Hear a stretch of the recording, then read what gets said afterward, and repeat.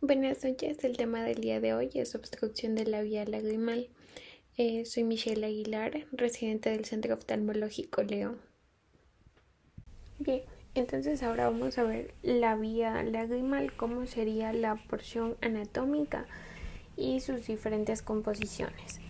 Tenemos que saber la lágrima. Esta es producida por la glándula lagrimal que se sitúa en la parte superior externa de la órbita. Después de realizar la función de lubricación y protección de la superficie ocular, esta es eliminada mediante el parpadeo por unos conductos que desde la parte interna de los párpados la conducen hasta las fosas nasales. Esta vía está compuesta por varios tramos diferenciados. En ambos párpados, en la porción más interna, está recogida en los puntos lagrimales y conducida por los canalículos hacia el canalículo común, constituyendo el recorrido horizontal de la vía lagrimal. Esta comunica con el saco lagrimal que continúa por el conducto hasta desembocar en la fosa nasal. El saco lagrimal y el conducto naso-lagrimal componen la porción vertical en cambio de la vía lagrimal. La afectación de cualquiera de estas estructuras puede dificultar la eliminación de la lágrima y generar lo que sería el lagrimeo. Este puede ser constante o aparecer en mayor circunstancias en las que producimos más lágrimas, casos que habitualmente se producen cuando generalmente los ojos se irritan por algún agente como el medio ambiente, como el polvo, sol, viento. El grado de lagrimeo dependerá, por tanto, de la cantidad de lágrima que produzcamos, pero también de la obstrucción de la vía lagrimal, que puede ser completa o parcial, que sería en cambio una estenosis. Algunas causas de la obstrucción en adultos puede ser debido a múltiples causas como blefaritis, conjuntivitis crónicas, traumatismos, acumulación de detritus, aunque generalmente en la mayoría de los casos el origen de la obstrucción es desconocido. Es importante mencionar algunos de los síntomas que tienen o que cursan estos pacientes.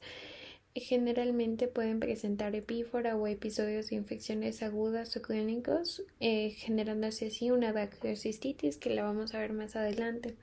Sin embargo, la obstrucción funcional de la vía lagrimal solo cursa con epífora sin infecciones.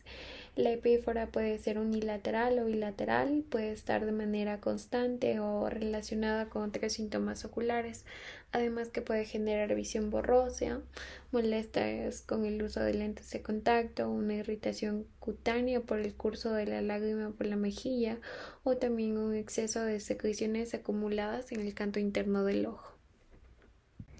Como mencionamos, algunos de los síntomas puede generarse en estos pacientes una bacteriocistitis aguda que cursa con secreciones mucopurulentas, dolor, edema, hiperemia en el canto interno o también palpebral y puede llegar a casos más severos a formarse una celulitis.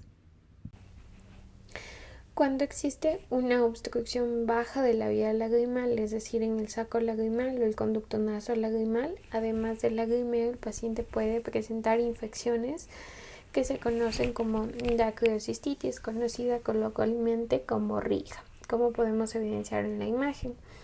En sus casos agudos puede generarse una edema y dolor en la región de la vía lagrimal y precisar un tratamiento antibiótico y en algunos casos más severos un drenaje quirúrgico del material retenido. Ahora vamos a ver lo que sería la bacteriocenosis, que es la obstrucción del conducto naso-lagrimal en los niños. Generalmente se produce frecuentemente por la canalización incompleta de dicho conducto en el extremo distal que origina una membrana imperforada en la válvula de Hasner. Generalmente suele ser unilateral en dos tercios de los casos. Afecta aproximadamente a 1.2 a 20% de los recién nacidos. El 90% de los casos se resuelve por sí solo al año. Además de esto, su diagnóstico es en base a las manifestaciones del paciente con presencia de epífora.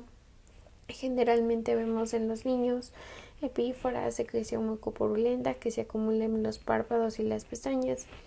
Algunas complicaciones que pueden presentarse en estos neonatos es dermatitis, conjuntivitis, dacrocistocele, anisometropía, dacrocistitis aguda que se presenta en el 2.9% de todos los casos o también una dacrocistitis de manera crónica.